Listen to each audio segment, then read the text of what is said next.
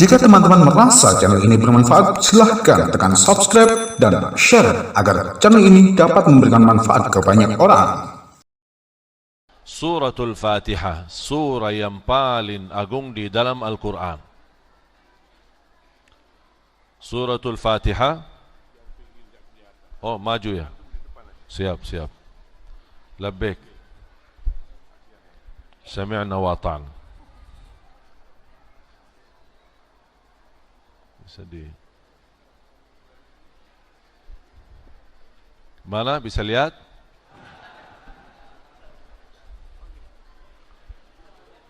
Suratul Fatihah, surah yang paling agung di dalam Al-Quran. Ayat yang paling agung di dalam Al-Quran, ayat kursi. Satu ayat, tetapi kalau kita rutin membacanya, apalagi habis salat fardu, laisa bainahu wa bainal jannati illa an yamut. Sebagaimana bersabda Rasulullah sallallahu alaihi wasallam di hadis yang sahih, man qara'a ayatal kursi dubura kulli salatin laisa bainahu wa bainal jannati illa an yamut. Barang siapa yang membaca ayat Al-Kursi setiap habis salat fardu, dijamin menjadi ahli surga. Tidak ada sesuatu yang mampu menghalanginya kecuali menunggu dia mati. Artinya menghampatkan dia masuk surga, jaminan masuk surga adalah menunggu dia mati, meninggal dunia. Cuba bayangkan Bapak Ibu, ini satu ayat membawa kita jaminan masuk surga. Kira-kira gimana suratul Baqarah semuanya? Gimana 30 juz Al-Quran?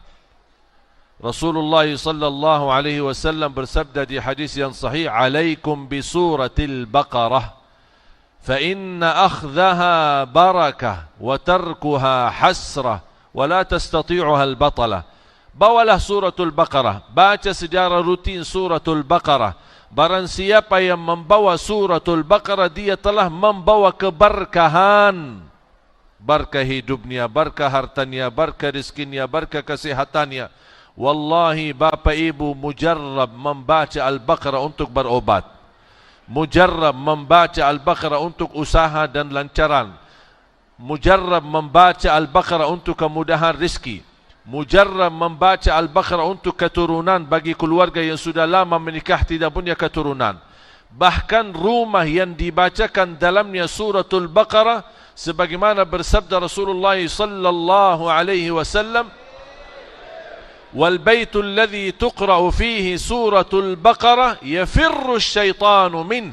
Rumah yang di dalamnya dibacakan suratul Baqarah, syaitan bakal kabur, lari. Mau baca suratul Baqarah kan, tapi lumayan kepanjangan, 286 ayat. Saya kasih dua solusi. Satu, boleh dibacakan walaupun menghabiskan waktu beberapa hari, sambungan, bersambung seterusnya sampai selesai. Faham? Yang kedua, minimal baca 5 ayat yang pertama daripada suratul Baqarah. Dan wa ilahukum ilahu wahidun la ilaha illahu ar-rahmanur rahim. Kemudian ayat kursi. Terus yang terakhir 3 ayat yang terakhir daripada suratul Baqarah. Lillahi ma fis samawati wa ma fil ard, seterusnya. Ini kalau boleh jadikan wirid sehari-hari. Di luar salat, habis salat, dimanapun kita berada, pagi hari dan siang hari atau sore hari, kita usahakan menjaga, menjadi wirid kita. 5 ayat pertama suratul Baqarah, wa ilahukum ilahu wahidun la ilaha illahu ar-rahmanur rahim. Ayat kursi, kemudian 3 ayat lillahi ma fis samawati wa ma fil ard, wa in tubdu ma fi anfusikum, sampai akhir. 3 ayat terakhir daripada suratul Baqarah. Bapak Ibu jamaah sekalian, suratul Fatihah, surah yang paling agung di dalam Al-Quran. Dan suratul Fatihah berubah doa dari awal sampai akhir. Bagi orang yang awam, yang merasa dirinya susah membaca doa, atau dia tidak mampu menghafal kata-kata yang terindah untuk memuji Allah, atau dia memiliki keterbatasan tidak bisa bermunajat kepada Allah, jangan khawatir, baca Al-Fatihah saja mewakili seluruh doa. Al-Fatihah mewakili seluruh doa. Apapun hajat kita, apapun keinginan kita, untuk anak kita, keluarga kita, apapun yang kita harapkan, dibacakan Al-Fatihah dengan niat yang kita harapkan, insya-Allah terkabul. Bahkan bagi orang yang ingin memuji Allah tapi tidak hafal Asmaul Husna, dan dia tidak mengerti kata-kata yang terindah yang bisa kita mendapatkan ridha Allah dengan pujian, kita tidak pandai memilih kata-kata yang istimewa dan sempurna untuk memuji Allah, saya jawab, jangan khawatir. Satu kata boleh dan bisa mewakili semua pujian adalah Alhamdulillahi Rabbil Alamin. Segala puji bagi Allah. Orang yang mengucapkan Alhamdulillahi Rabbil Alamin berkali-kali, dia termasuk orang yang memuji Allah dengan perkataan yang terindah. Karena alif lam alhamdu lil istighraq, mewakili, menguasai seluruh ucapan-ucapan yang terindah untuk kita ucapkan kepada Allah. Makanya Rasulullah SAW bersabda, afdalu dzikri fa'lam annahu la ilaha illallah wa afdalu du'a alhamdulillahi rabbil alamin. Itu doa. Di dalam suratul Fatihah, di awali doa dan di akhiri doa. Dan dua macam doa ada di dalam suratul Fatihah. Apa itu dua macam doa? Ada dua macam. Yang pertama doa ibadah, yang kedua doa masalah. Apa itu doa ibadah? Yang isinya memuji Allah tapi tidak meminta. Masih sama saya? Isinya memuji Allah tapi tidak meminta. Contoh, Alhamdulillahi Rabbil Alamin, Ar-Rahmanir Rahim, Maliki Yaumiddin. Ini semua pujian, tapi kita belum meminta apa-apa. Itu namanya doa ibadah. Yang kedua doa masalah, yang isinya memohon sesuatu. Contoh, ihdinas siratal mustaqim.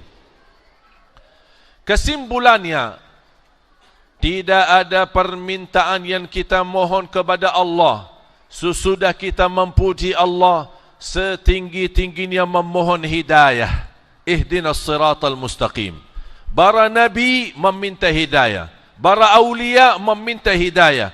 Kalau kita bisa mendapatkan hidayah dari Allah, baru akan dalam mudah kita bisa ma'rifatullah. Kita butuh hidayah.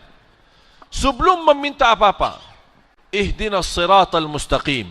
Karena kata ihdinas siratal mustaqim sudah datangnya tempatnya, posisinya sesudah memuji Allah. Makanya saya ingat hadis yang diriwayatkan Imam Tirmizi. Hadis yang qudsi. Qasamtu as-salata baini wa baina 'abdi nisfain. Salah satu nama daripada suratul Fatihah adalah as-salah. Al-Fatihah banyak nama. Al-Fatihah, Ummul Kitab, Ummul Quran, As-Sab'ul Mathani, Al-Quran Al-Azim, Al-Shafiyah, Al-Kafiyah, Al-Waqiyah, Al-Raqiyah, Al-Mubarakah, Al-Hafidhah. Banyak nama-nama. Ad-Du'a dan termasuk As-Salah. Allah berfirman di hadis yang qudsi, aku telah membagikan salat dua bagian. Yang dimaksud surat Al-Fatihah. فَإِذَا قَرَأَ عَبْدِي بِسْمِ اللَّهِ الرَّحْمَنِ الرَّحِيمِ الْحَمْدُ لِلَّهِ رَبِّ الْعَالَمِينَ قَالَ اللَّهُ حَمَدَنِي عَبْدِي. Kalau hamba mengucapkan Alhamdulillahi Rabbil Alamin, Allah jawab. Makanya layaknya kalau kita baca Al-Fatihah, salah satu adab membaca suratul Fatihah, jangan disambungkan ayatnya. Karena kita sedang berbicara sama Allah. Kita baca satu ayat, Allah jawab kita. Alhamdulillahi Rabbil Alamin. Qala Allah, hamadani abdi, hambaku telah memujiku. Ar-Rahmanir Rahim, athna alayya abdi, hambaku telah memujiku. Maliki Yaumiddin, majjadani abdi, hambaku telah menagungkanku. Itu Allah jawab setiap ayat. Iyyaka na'budu wa iyyaka nasta'in. Qala Allah, hadza baini wa baina 'abdi wa li 'abdi ma sa'al. Ini antaraku dan hambaku, dan apapun yang dia minta aku berikan. Dan di situ kelebihan iyyaka na'budu wa iyyaka nasta'in. Kenapa terpilih kalimat nasta'in daripada yang lain? Kenapa tidak iyyaka na'budu wa iyyaka nu'min? Iyyaka na'budu wa iyyaka natawakkal. Iyyaka na'budu wa iyyaka nastaqin. Iyyaka na'budu wa iyyaka natayaqqan. Kenapa terpilih kalimat nasta'in di ayat ini? Karena kita diberitahu oleh Allah Subhanahu wa taala pesannya, iyyaka na'budu itu hak Allah. Iyyaka nasta'in hak kita kepada Allah Subhanahu wa taala. Artinya, ya Allah, kami ingin menyempurnakan iyyaka na'budu, makanya kami memohon berilah kepada kami pertolongan nasta'in agar bisa menyempurnakan ibadah kepadamu. Salah satu ikhtiar kami agar ibadah kami sempurna dengan pertolonganmu, berilah pertama pertolongan yang kami harapkan, ihdinas siratal mustaqim. Jalan yang lurus, jalan para nabiyin, para salihin, para siddiqin, para awliya, para syuhada. Ihdinas siratal mustaqim bukan hanya ibadah dalam hal ibadah. Bukan berarti ihdinas siratal mustaqim, ya Allah berilah kepada kami petunjuk kepada jalan yang lurus dalam beribadah. Tetapi ihdinas siratal mustaqim menguasai seluruh hajat kita dunia dan akhirat. Ihdinas siratal mustaqim, ya Allah kami mohon berilah kepada kami petunjuk dalam beribadah, jalan yang lurus dalam beribadah. Ya Allah berilah kepada kami petunjuk di dalam yang lurus untuk mencari nafkah dan rizki. Ya Allah berilah kepada kami petunjuk kepada jalan yang lurus untuk memimpin keluarga. Ya Allah berilah kepada kami jalan yang lurus untuk membina anak-anak kami menjadi salih-salihah. Ya Allah minta mohon petunjuk kepada jalan yang lurus untuk menuju ridhamu. Jalan yang lurus mencintai Nabi Muhammad. Jalan yang lurus untuk mendekat dengan Al-Quran. Jalan yang lurus dalam usaha dan bisnis kita. Upaya apapun sudah termasuk kata ihdinas siratal mustaqim. Urusan dunia minta yang lurus, urusan akhirat minta yang lurus. Jadi betul, salah satu yang menjadi ihdinas siratal mustaqim termasuk semua hajat kita. Di antaranya kita memohon istiqamah, karena istiqamah itu merupakan nikmat besar. Kalau bisa kita istiqamah walaupun sedikit kita amalkan. Contoh, istiqamah salat malam walaupun 2 rakaat tutup dengan witir. Salat malam tidak harus 8, salat malam tidak harus 11, salat malam tidak harus 23, salat malam semampu kita asal istiqamah. Minimal 1 ya? Minimal, itu witirnya. Witirnya 1 ya, Pak. Itu witirnya. Kalau antum, mohon maaf, kalau antum sholat malam 1 rakaat witir saja, itu sudah termasuk qiyamul lail. Sah, ditulis malaikat, sah sholat malam 1 rakaat. Tapi di buku malaikat ada tulisan kecil di bawah, minimalis. Istiqomah, tolong Syekh, terangkan tentang istiqomah Syekh.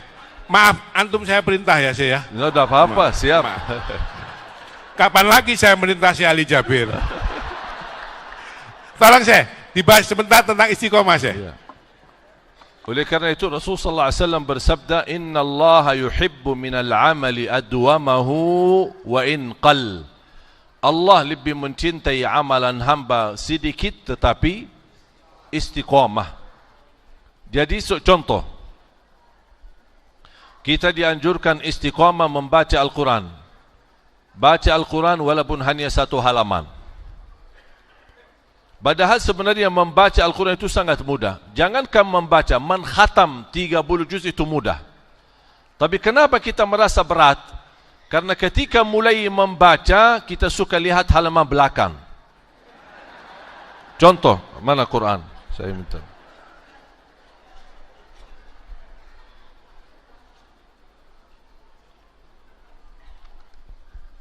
أعوذ بالله من الشيطان الرجيم. بسم الله الرحمن الرحيم.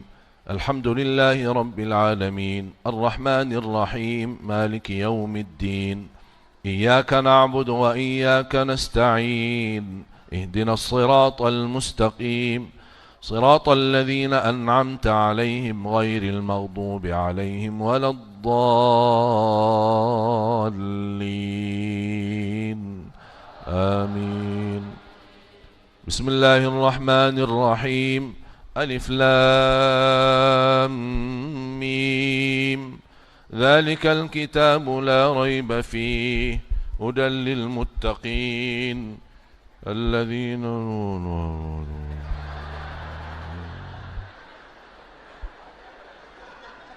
Kapan habisnya? Sadaqallahul azim.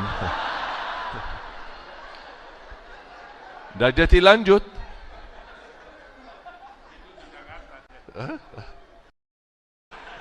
Kalau di Jember, alhamdulillah sama.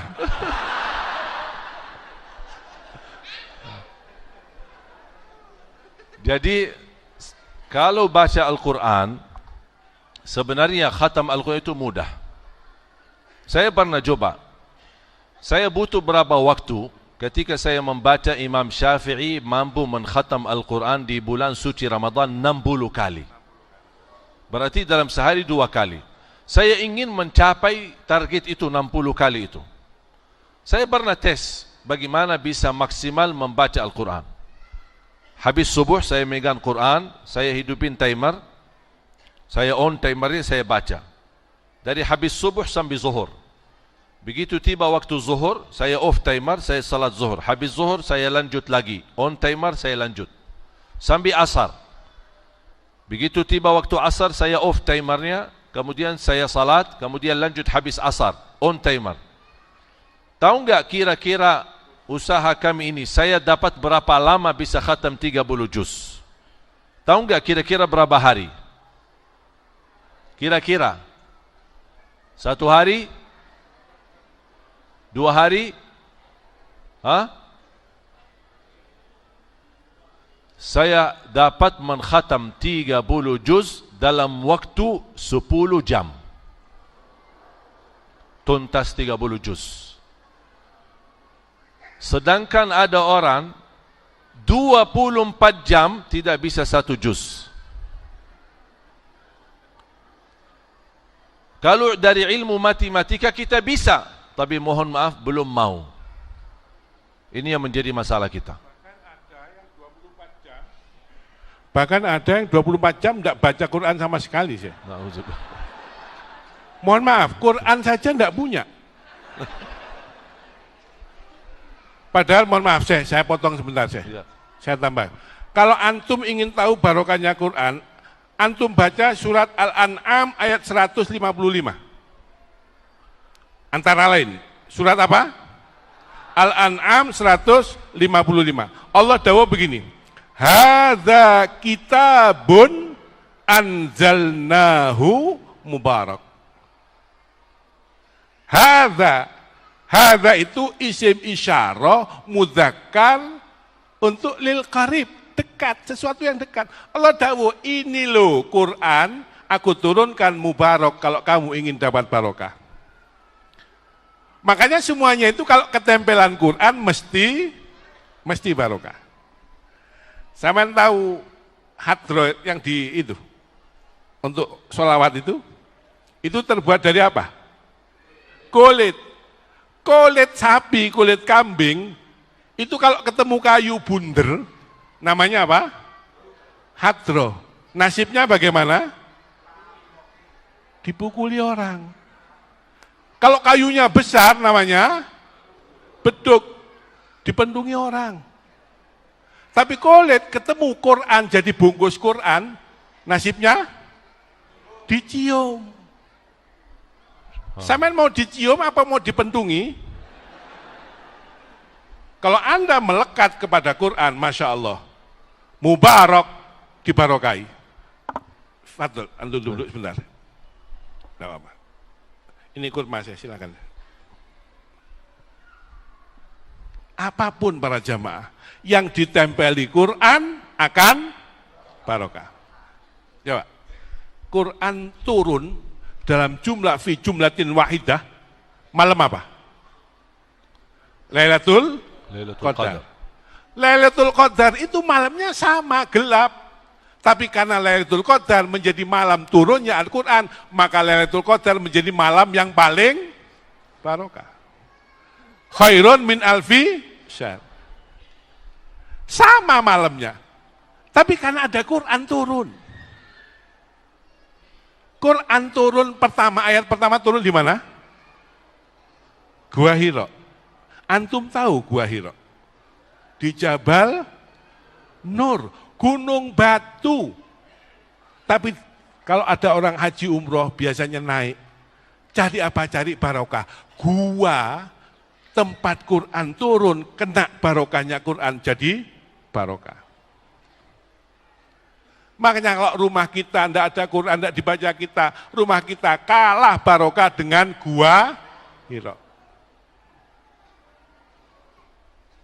Yang membawa Quran turun kepada Rasulullah siapa? Malaikat Jibril. Malaikat Jibril karena ketempelan Quran menjadi panglimanya malaikat. Yang menerima Quran siapa? Nabi Muhammad karena menerima Quran menjadi manusia paling mulia. Manusia paling barokah. Jangankan syafaatnya, mohon maaf, ludahnya Rasulullah barokah. Ludahnya, Pak. Di Sahih Muslim diterangkan, afwan saya, kalau saya salah tolong diingatkan. Di Sahih Muslim diterangkan, Kanjeng Nabi itu tidak pernah meludah nyampe ke tanah. Karena mesti ditadahi oleh malaikat. Ludah Rasulullah itu langsung idune, bahasa Inggrisnya the chopa,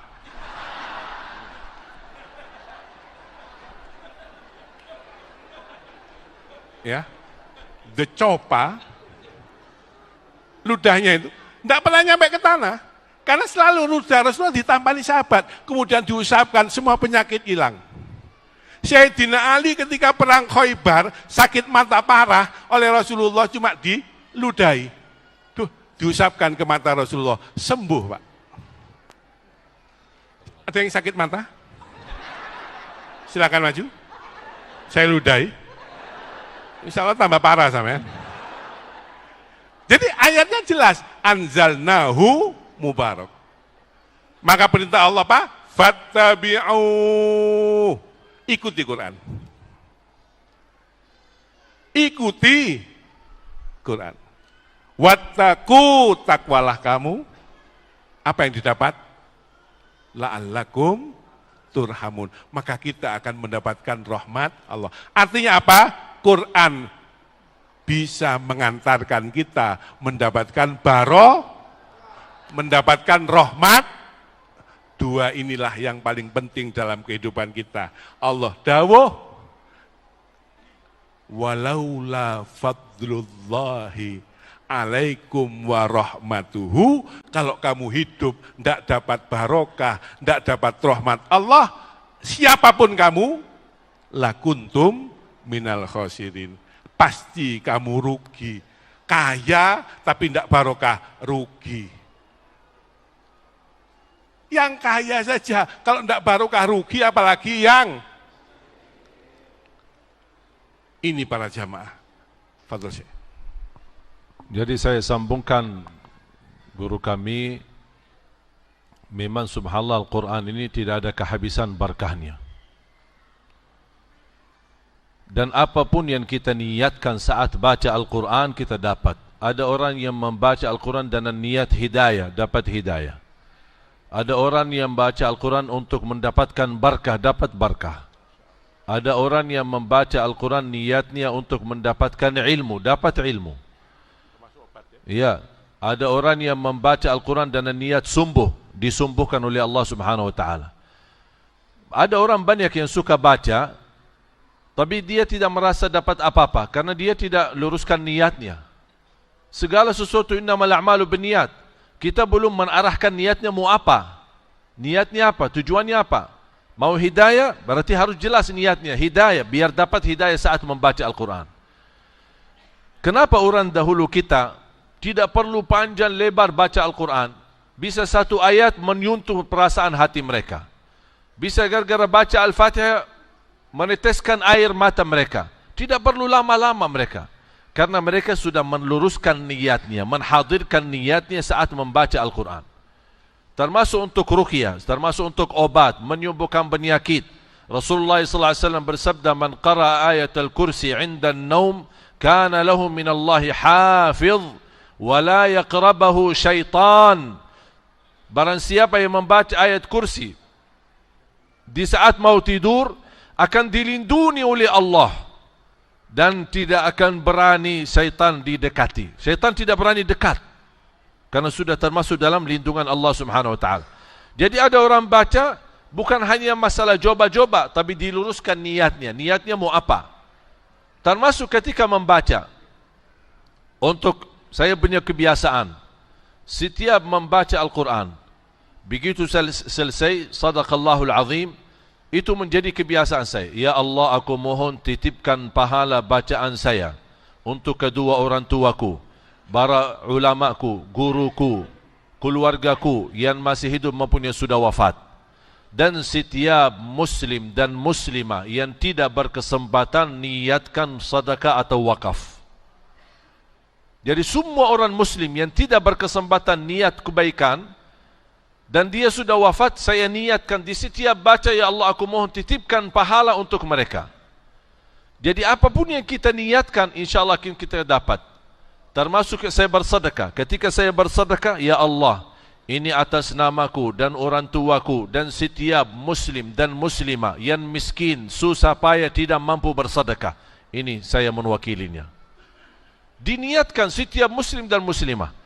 Jadi niat ini luar biasa. Walaupun sederhana, tapi dari segi makna kalau kita hadirkan niat, bisa mendapatkan sesuatu yang besar.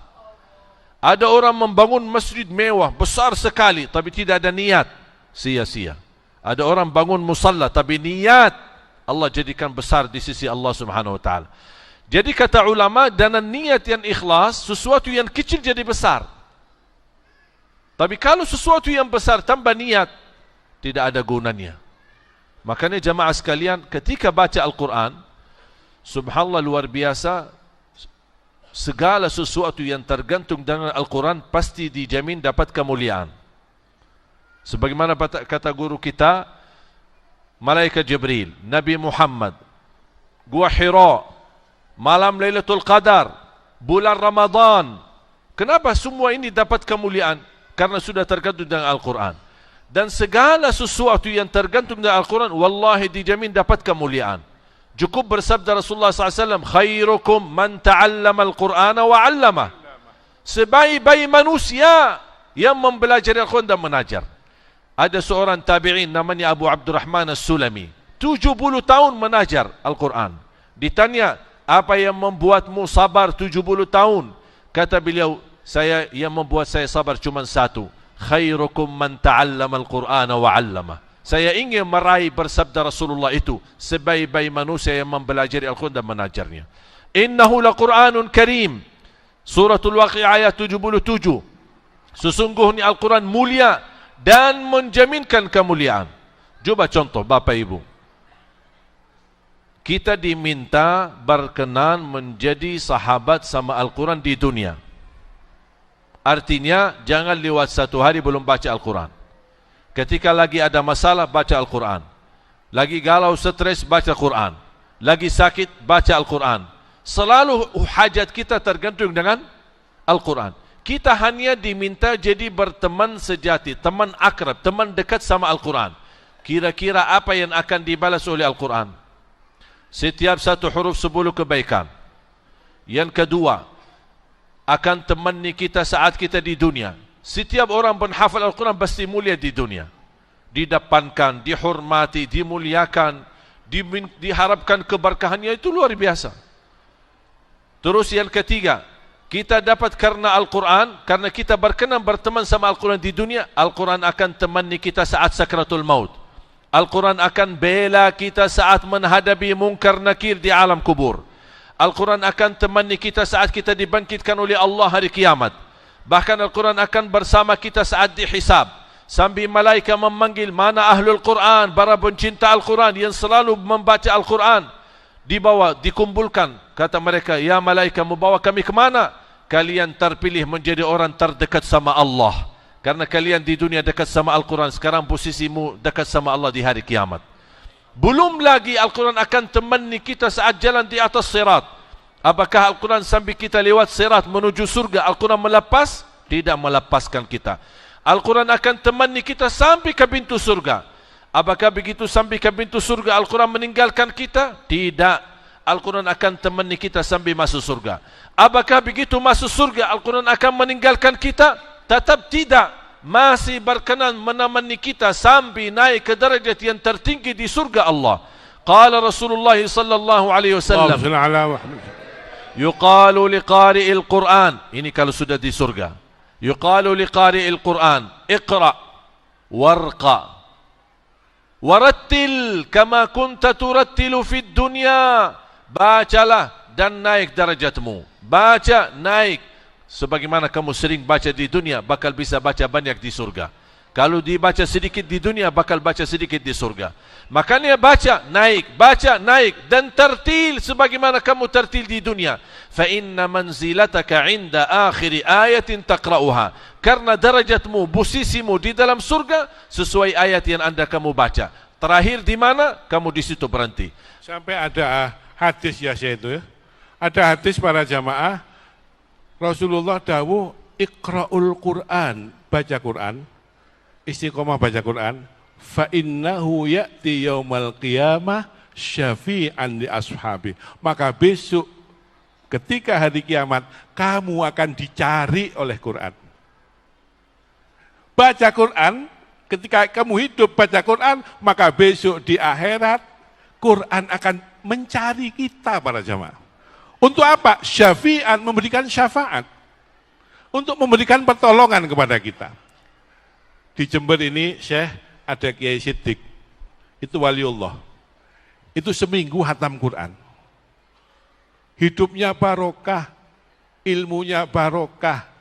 Putra-putranya semua jadi orang, Pak.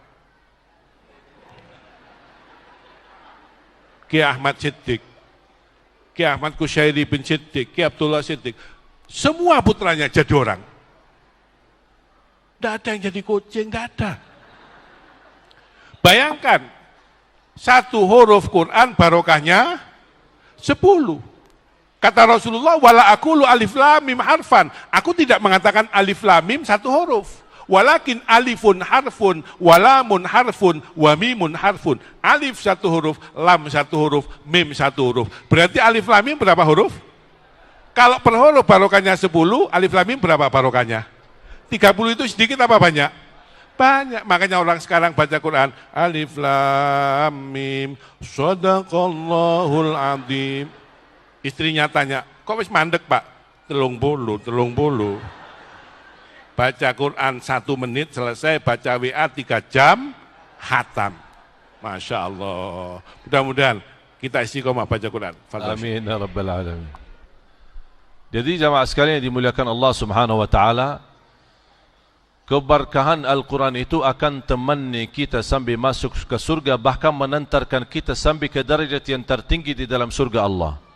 Qalat Aisyah radhiyallahu anha, عدد درجات الجنة بعدد آي القرآن فليس في أهل الجنة أعلى درجة من أهل القرآن.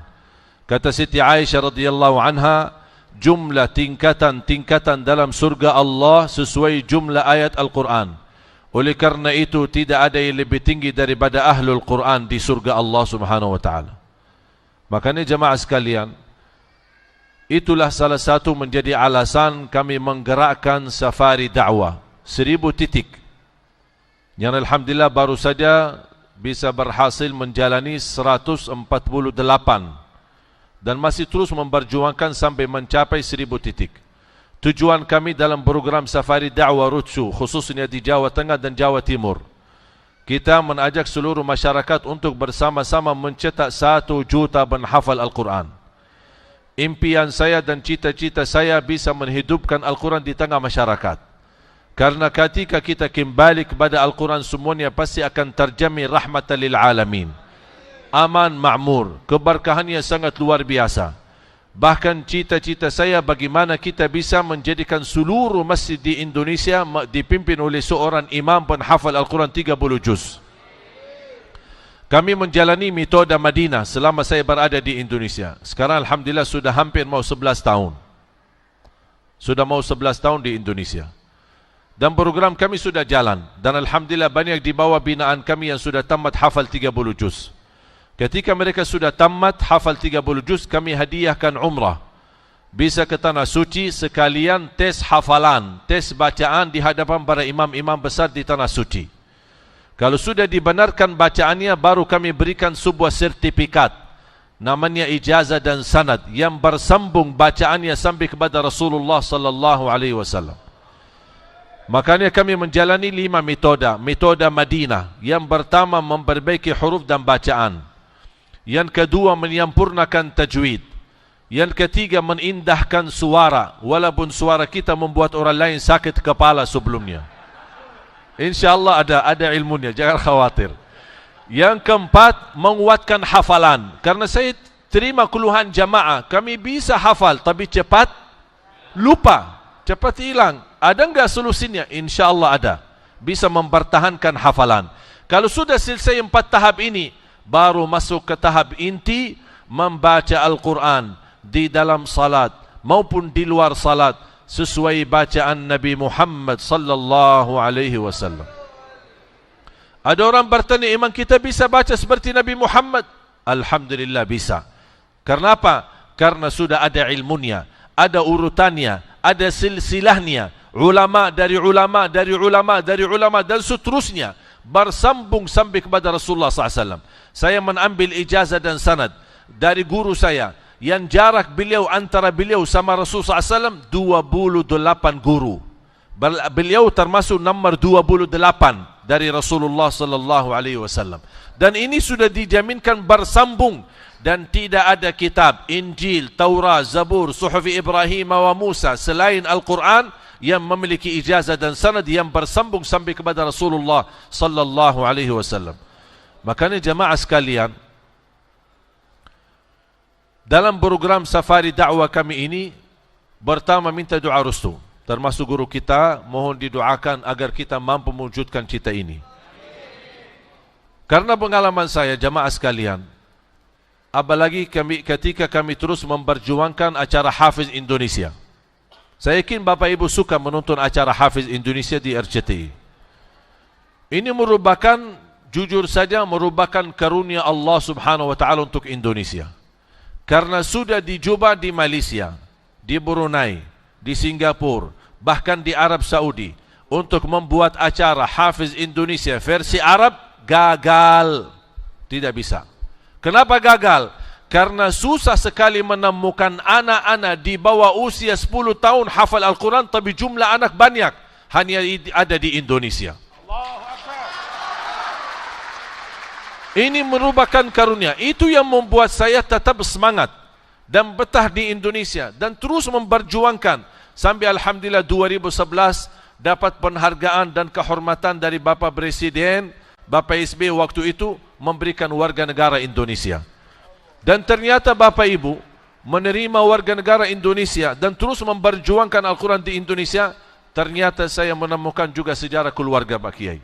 Alhamdulillah. Ternyata saya berarti antum sudah tidak pulang ke Madinah ya? Tidak. Alhamdulillah. Bahkan saya sudah wakafkan diri saya dan saya berdoa, walaupun harapan saya ingin dimakamkan di Madinah, karena bersabda Rasulullah SAW, man mata fil Madinah kuntu lahu syahidan au syafi'an yaumal qiyamah. Tetapi kalau Allah mentakdirkan saya meninggal di Indonesia, saya ikhlas untuk dimakamkan di Indonesia. Tetapi saya minta, mohon maaf, jangan tepuk tangan. Kalau ada yang perlu kita respon, takbir. Ya, karena ini masjid. Takbir. Takbir. saya selalu berdoa, ya Allah, aku mohon jangan cabut nyawa saya sampai terwujud 1 juta penghafal Al-Quran. Jujur saja, orang tua saya orang awam. Alhamdulillah punya saudara 12 timnas. Dari 12, alhamdulillah 10 menghafal Al-Quran 30 juz, bukan juz 30. Alhamdulillah sekarang ada adik saya, ada 5 adik kandung saya bawa ke Indonesia. Yang 1 perempuan saya sudah nikahkan sama orang Jakarta. Yang 4 laki, 2 orang laki masing-masing bawa istrinya dari Arab. Yang 2 lagi saya nikahkan sama orang Indonesia. 1 orang Lombok, 1 orang Cianjur. Ibu-ibu jangan khawatir, masih ada lagi.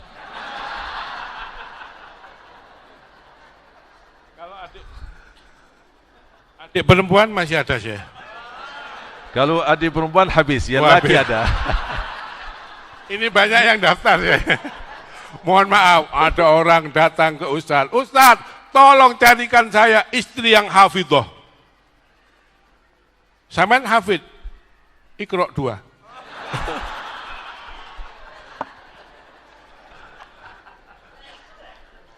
Ternyata Bapak Ibu, salah satu karunia Allah, walaupun ibu saya sebelumnya tidak cerita. Saya pernah isi acara di Madura, Tabligh Akbar. Tiba-tiba ada seorang ibu habis acara, dia sambil gesak-gesak dari jamaah dan minta tolong untuk ketemu saya, sambil nangis-nangis.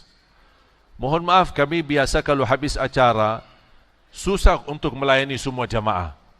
Masa kita semua orang minta mampir ke rumahnya, mampir ini kan mau terima siapa dan mau siapa kan susah.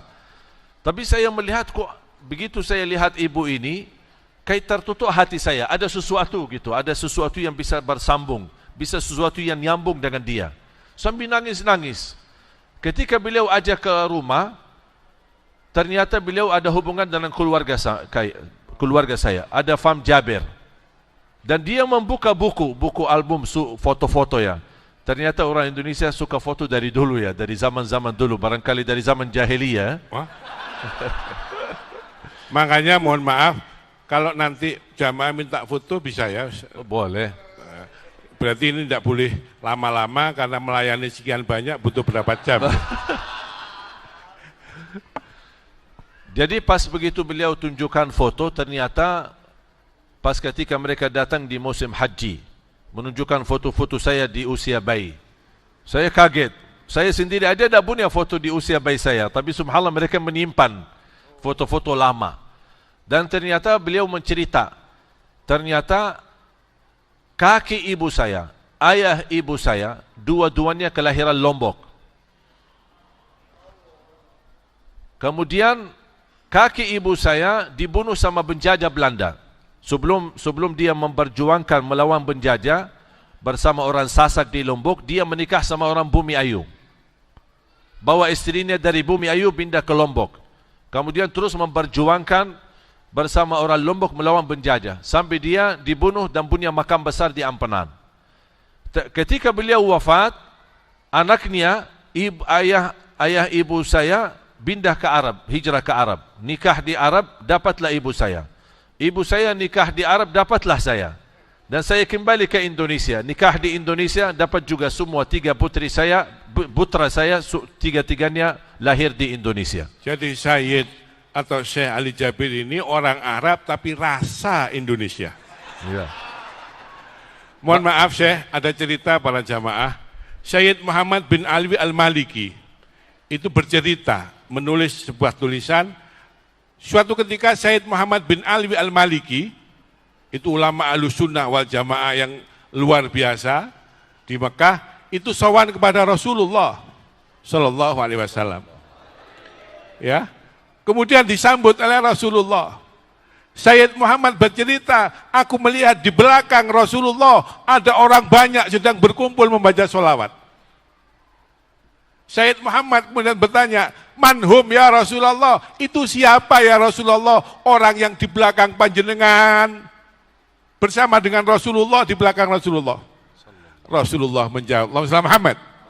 Allahumma Muhammad. Rasulullah menjawab, itu orang Indonesia yang mencintai aku, kata Rasulullah. Allahu Akbar. Sayyid Muhammad kemudian keluar dari makam Rasulullah, kemudian berteriak, inni uhibbu Indonesia. Saya cinta Indonesia. Sayyid Muhammad bin Alwi Al-Maliki. ternyata beliau juga kakek-kakeknya beliau lahiran Lombok, Nusa Tenggara Barat. Masya Allah, Arab rasa Indonesia. Fadhal Syekh. Makanya saya bangga sekali bisa berada di tengah Indonesia, di tanah air kita. Bahkan saya terkejut ketika saya juga ke rumah sakit periksa darah, doktornya pun kaget, subhanallah darahnya merah putih.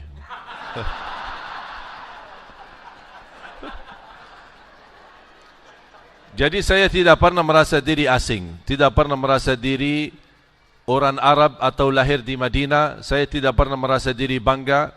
Saya merasa diri sama dengan masyarakat Indonesia. Saya tidak merasa perbedaan di antara saya dengan bapak-bapak, ibu-ibu jamaah sekalian.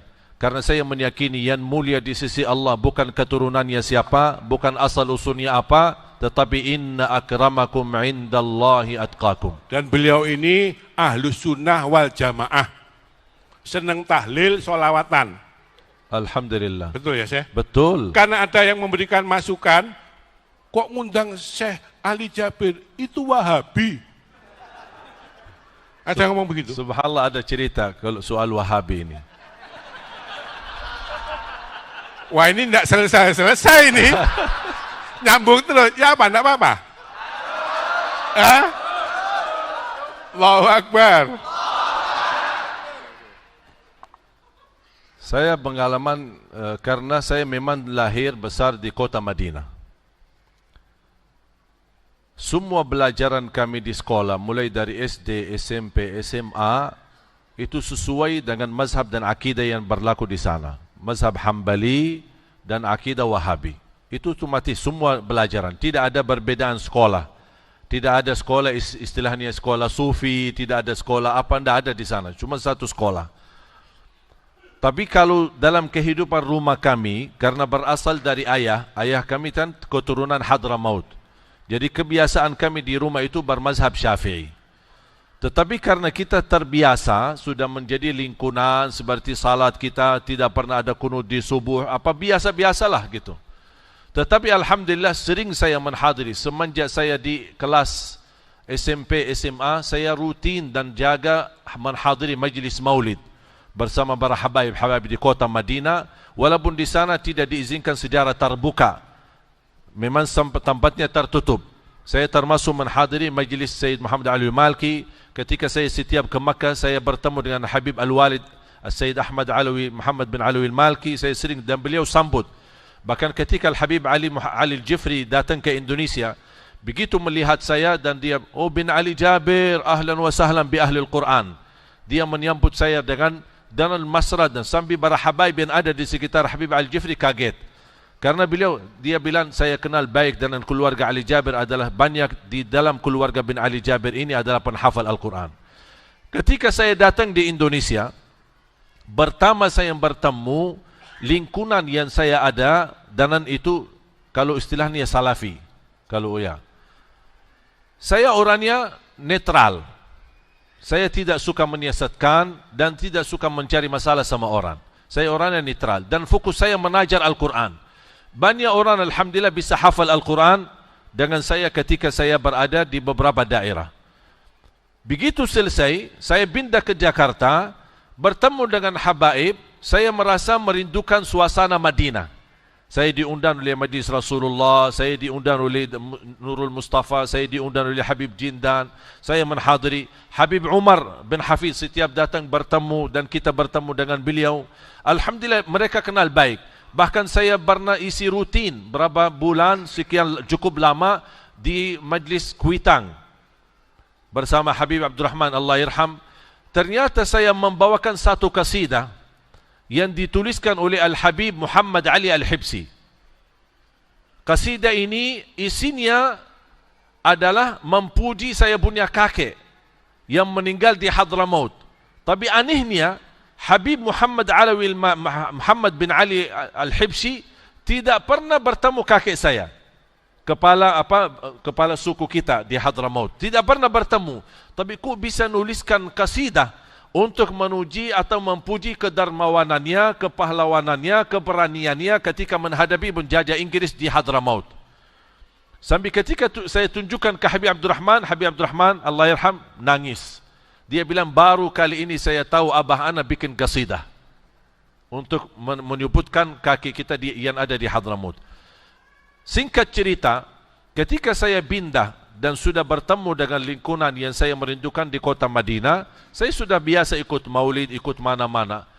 Mulai teman-teman yang saya kenal pertama kali, Wahabi atau Salafi, di salah satu daerah yang mereka dulu belajar Al-Quran, ketika saya pulang lagi ke sana, tidak mau disambut sama mereka. Bahkan mereka ini menganggap saya sesat. Tapi anehnya Pak Kiai, di sisi lain ada sebagian dari NU juga menganggap saya sesat. Jadi saya bingung, Pak. Ya, ya sudah nasib, Syekh. Jadi orang NU, ulama NU menganggap beliau ini Salafi Wahabi, orang Wahabi tidak ngakoni menganggap beliau ini orang Ahlussunnah wal Jamaah. Di sana tidak diakui, di sini tidak diakui. Ya ini nasibnya ini. Tapi beliau diakui oleh sudah selesai. Quran selesai. Masya Allah. Mudah-mudahan kita semua. Maaf saya punya ma'had. Saya ingin ma'had saya juga menjadi salah satu peserta program 1 juta hafid. Amin, amin. InsyaAllah kami siapkan program. Pondok saya, rumah saya siap menjadi rumah Quran. Amin, amin, insyaAllah. Ya. Kami siap, insyaAllah. Sangat mudah untuk menghafal, membaca, insyaAllah. Kami mempunyai materi dan metode, insyaAllah sangat mudah kita bisa hafal. Tapi jamaah sekalian, pesan terakhir saya, Bapak Ibu, kita di Indonesia, saya jujur saja melihat betul luar biasa perbedaan Indonesia dengan kita di Arab. Oleh karena itu, jangan mau disamakan budaya. Kita harus fahami. Contoh, saya belajar di Indonesia.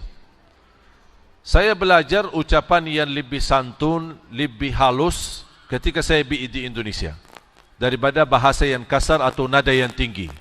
Kalau kita di Arab, ucapin Assalamualaikum aja agak tinggi nada suaranya. Bahkan kalau ada 2 orang lagi ngobrol, orang jauh-jauh fikir lagi berantam. Padahal mereka lagi ngobrol biasa. Kenapa? Karena nada suara mereka besar, tinggi. Assalamualaikum. Oh, jadi orang, apa ini? Kok bikin takut ini. Makanya ketika saya diwawancarin, orang berkata, kira-kira Syekh dapat belajar apa di Indonesia? Saya bilang dapat 1. Kalau saya di Arab bilang Assalamualaikum. Pas saya di Indonesia, Assalamualaikum. Langsung yang jawab mengatakan so sweet. Oleh karena itu jamaah sekalian, saya harap di mana saya masuk ke masjid-masjid, saya punya kebiasaan suka nanya. Saya orangnya netral, menghormati semua, menghormati Ahlus Sunnah wal Jamaah, apalagi saya sebagian dari Ahlus Sunnah wal Jamaah. Ketika saya masuk ke masjid, tapi saya tidak pernah memaksa pendapatku harus diikuti. Masuk masjid, saya tanya tadi, ini masjid gimana? Jahar bismillah? Tidak, jahar bismillah. Biasa kalau salat subuh kunut, saya kunut. Oh, masjid kami tidak biasa kunut, saya tidak kunut. Maksud saya tidak mau meributkan masalah perbedaan furu'iyah. Diminta jadi zikir jama'i habis salat, saya pimpin zikir jama'i. Saya hadiri tahlilan, saya hadiri yasinan, saya hadiri kita bersama-sama berzikir, saya hadiri ketika kita memakamkan para ulama kita, para guru kita. Kenapa kita mau meributkan masalah? Kenapa orang-orang hanya mencari, Anda berhak menyampaikan pendapatmu, tapi Anda tidak berhak menyesatkan orang lain. Itu menurut Imam Syafi'i. Saya sendiri baca, ra'yi sawabun yahtamilul khata' wa ra'yu ghairi khata'un yahtamilus sawab. Pendapatku benar, bisa jadi salah. Pendapat orang lain salah, bisa jadi benar. Makanya saya tidak suka dengan aliran yang suka menyesatkan. Kerjaannya cuma menyesatkan. Ini bid'ah, itu. Semua jadi bid'ah. Terus yang benar apa? Yang benar yang bagaimana? Itu sampai mengatakan neraka, tahlilan neraka, sholawatan neraka. Semua masuk neraka, Syekh. Jadi dia merasa dia masuk surga sendirian. La haula. Pertanyaannya, kok enggak takut? Surga itu wa jannatin arduhas samawatu, luas surga itu seluas langit dan bumi. Luasnya seluas langit dan bumi, dia sendirian di surga. Kok enggak takut? Tolak-tolak enggak ada uang itu. Masya Allah. Betul Syekh, betul Syekh. Saya biasa, kayaknya ketinggalan di mobil. Saya kemana? Tasbih. Saya biasa suka tasbih. Saya pernah masuk di satu masjid, terus ada orang nampalin saya. Syekh, kan tasbih itu bid'ah. Saya lihatnya, ya, terima kasih. Saya terus lanjut lagi tasbih zikir kan. Mohon maaf Syekh, kan tasbih itu bid'ah. Saya lihatnya lagi, terima kasih. Saya dah suka ribut, mau apa ribut? Mau apa bertantangan, bermasalah, berdebat? Kenapa? Saya teruskan zikir. Masih mengganggu saya. Mohon maaf Syekh, saya tahu antum lagi berzikir, tapi kan itu tasbih tidak ada contoh. Saya bertanya, akhirnya saya terpaksa melepas tasbih untuk melihat ini orang kenapa, ada masalah apa. Padahal saya tidak suka berdebat. Kenapa kamu berkata tasbih itu bid'ah? Dia berkata, karena tasbih itu tidak ada di zaman Rasul. Itu cuma itu alasannya? Saya berkata, terus kalau Rasul bertasbih pakai apa? Dia bilang pakai tangan. Terus saya menggunakan tasbih, saya pakai apa? Masa saya pakai kaki? Ya kan pakai tangan.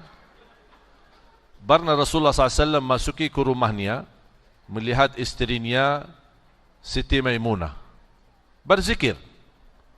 Ada disebutkan riwayat Siti Safiyah, disebutkan berzikir, dia menggunakan batu. Rasulullah SAW dari subuh sampai terbit matahari di masjid, kembali melihat keadaan istrinya masih berzikir. Kata Rasulullah SAW, istriku masih dari tadi berzikir, artinya terus berzikir. Aku telah menggunakan zikir yang lebih sederhana, tapi kalau ditimbang di sisi Allah jauh lebih berat apa yang saya sebutkan daripada sepanjang waktu kamu sebutkan. Subhanallah wa bihamdi, adada khalqih, wa ridha nafsi, wa zinata arshi, wa midada kalimati. Kata ulama, kalau menggunakan tasbih dengan batu itu tidak boleh, pasti Rasul menegur. Kenapa Rasul diam? Makanya qala al-Imam as-San'ani, وَلَيْسَ فَرْقٌ بَيْنَ الْحَجَرِ الْمَنْثُورِ وَالْحَجَرِ الْمَنْظُومِ. Tidak ada bedanya dengan batu yang sudah terlepas maupun batu yang sudah tersusun, seperti terikat, seperti tasbih. Bahkan saya punya ijazah dan sanad tasbih sambil bersam kepada Al-Imam Al-Hasan Al-Basri rahimahullah. Imam Al-Hasan Al-Basri memberikan kepada muridnya meneruskan. Saya ketika bertemu dengan guru saya, beliau membacakan sanadnya dan dia menyerahkan sanad tasbih di tangan saya. Dia bilang begitu cara saya menerima tasbih dari guru saya. Berarti bersambung tasbih dari zaman tabi'in. Dan tidak mungkin zaman tabi'in yang sudah bertemu dengan sahabat, mereka menggunakan sesuatu dengan sendirinya. Karena mereka dikenal at-tabi'in benar-benar sangat mencintai sahabat dan mengikuti jejak sahabat Rasulullah sallallahu alaihi wasallam. Bapak Ibu, intinya semakin belajar, wallahi semakin tahu diri bodoh. Semakin banyak belajar akan semakin berkurang mengingkari perbedaan. Kenapa sekarang orang suka mengingkari perbedaan? Karena dia belum belajar. Belum banyak masalah tawassul, masalah maulid, masalah tahlil, masalah zikir, masalah membaca Al-Quran untuk orang yang sudah wafat. Ini semua persoalan itu termasuk persoalan furu'iyah.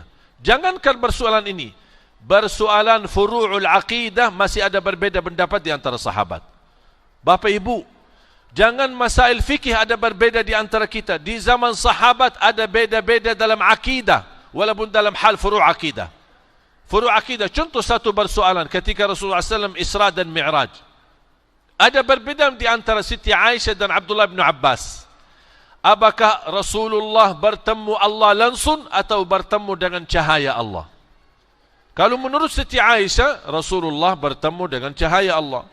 Kalau Abdullah bin Abbas, Rasulullah bertemu dengan Allah. Ini perbedaan. Ini keluarga Rasul, ini istri Rasul. Begitu kedekatan Rasulullah SAW, tapi tidak pernah saya dengar Siti Aisyah menyiasatkan Abdullah bin Abbas, atau Abdullah bin Abbas berkata Siti Aisyah bid'ah atau masuk neraka. Jadi mohon maaf Bapak Ibu, saya harap jangan ada orang yang mau mengadu domba di antara kita. Kita belajar, semua ulama insya-Allah baik, semua ulama kita hormati. Ada kekurangan? Ada. Tidak ada yang sempurna, tidak ada yang maksum, termasuk saya. Saya setiap berdakwah, alhamdulillah dapat masukan dari Majlis Ulama Indonesia, dapat masukan dari para kiai, dapat masukan dari para habaib. Saya sangat menghormati masukan. Ketika saya punya kesalahan, wallahi saya berani minta maaf di depan orang. Saya tidak malu. Tidak ada rasa malu untuk meminta maaf. Kenapa? Karena kita semua belajar. Jangan ada yang tidak mau minta maaf di depan banyak orang atau di depan ulama, berarti dia sombong. Dia tidak mengaku dirinya salah. Kita bisa punya salah, bisa punya benar. Makanya apapun yang benar, silahkan diterima. Kalau ada yang kesalahan, mohon dimaafkan. Itu yang kita selalu menjaga, supaya Indonesia ini tetap bersatu.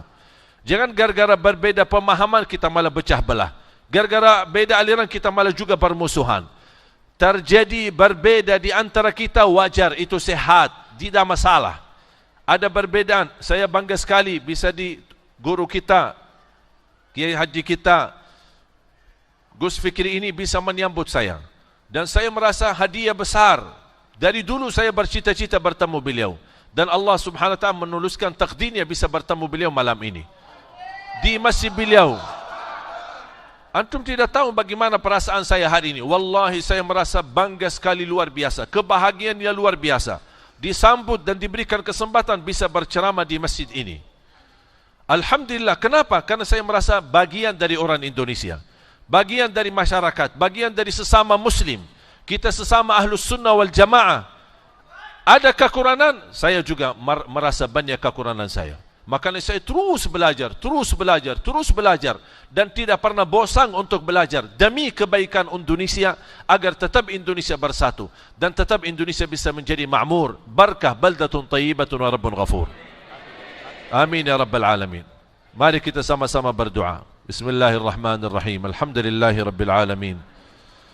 حمد الشاكرين حمد الناعمين اللهم صل على سيدنا محمد وعلى آل سيدنا محمد يا الله يا أرحم الراحمين يا ذا الجلال والإكرام berilah kepada kami petunjuk kepada jalan yang lurus ihdinas siratal mustaqim ya Allah ya Arhamar Rahimin hidupkanlah kami dalam keadaan iman wafatkanlah kami dalam keadaan Islam akhiri hayat kami dengan husnul khatimah ya Allah kumpulkanlah kami bersama hamba-hambamu yang salih-salihah. Ya Allah, atas izinmu kami sama-sama bertemu di masjid ini. Berilah kepada kami kemuliaan sama-sama bertemu kembali di dalam surgamu ya Allah, bersama Nabi Muhammad sallallahu alaihi wasallam. Ya Allah, aku mohon untuk semua jamaah yang hadir, dipanjangkan umurnya, disihatkan badannya, dimurahkan rezekinya, diberikan kemudahan bisa ke tanah suci, haji dan umrah dan ziarah Nabi Muhammad. زيارة نبي محمد صلى الله عليه وسلم يغفر لنا ولوالدينا ولجميع المسلمين والمسلمات والمؤمنين والمؤمنات الأحياء منهم والأموات يا الله rapatkan saf-saf kami, rapatkan ulama kami, rapat kalimat umat Islam ya Allah agar kami mampu bersatu membawa kemakmuran Indonesia ya Rabbal Alamin. Allahumma ya Allah ja'alna min ahli al-Quran. Ya Allah, jadikan kami semua keluarga Al-Quran, para pencinta Al-Quran, penghafal Al-Quran, yang mengamalkan Al-Quran dan mendapatkan syafaatnya Al-Quran ya Rabbal Alamin ya Arhamar Rahimin. Aku mohon untuk semua jamaah yang hadir ya Allah, selepas majlis ini masing-masing pulang sudah diampuni segala dosanya, disucikan hatinya, dibersihkan jiwanya, diselamatkan setiap langkah-langkahnya, dikabulkan segala hajatnya, disembuhkan penyakitnya, disehatkan badannya, diterima segala amal ibadahnya, diberikan kebahagiaan keselamatan dunia akhirat ya Rabbal Alamin. ربنا تقبل منا إنك أنت السميع العليم وتب علينا إنك أنت التواب الرحيم. ربنا آتنا في الدنيا حسنة وفي الآخرة حسنة